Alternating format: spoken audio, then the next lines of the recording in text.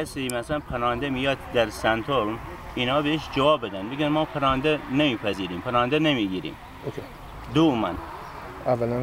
دومن پناهنده میگیرن واقعا اینجوری اذیتش نکنن که به این روز و ساعت بیفته حتی برای زندگی خودش به خطر بذاره.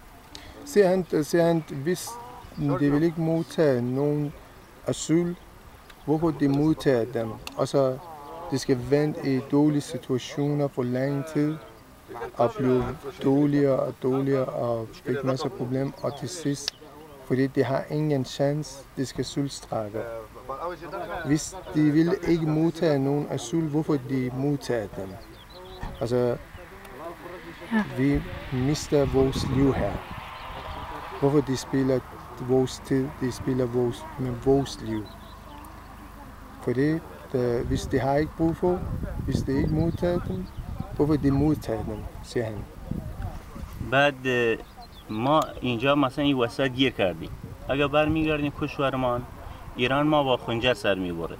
اگر اینجا هم نشستیم کشور دانمارک خودی مشخصه ما با پنبه سر میبره. Hvis vi i Iran der han snakker om executing people, han snakker om Iran på den måde alligevel vi har ikke menneskerettigheder i Iran, og det dræber os med det samme. For eksempel hvis vi er imod regimen i Iran, hvis vi kæmper til demokrati i Iran. Vi har den problem, og derfor vi flytter vores hjem, og vi frugter vores liv. گفتی چی بعدش؟ درست چه گفتی؟ مثلا میگم اینجا مثلا کشور دانمارک ما با پنبه سر میبرن. Og det samme, i Danmark, det ikke dræber os, men i lang tid og i lang periode, det dræber os.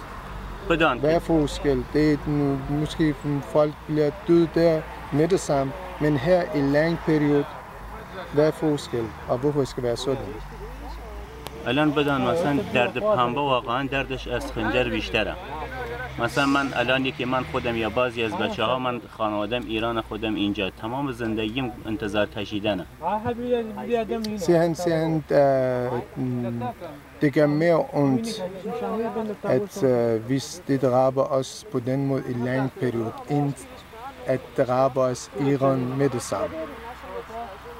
Okay. Fordi vi har forladt vores land og vores familie, vores liv og alting.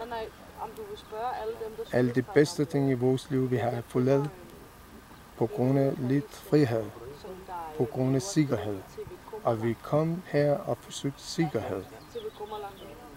Hvorfor skal det være sådan efter lang tid?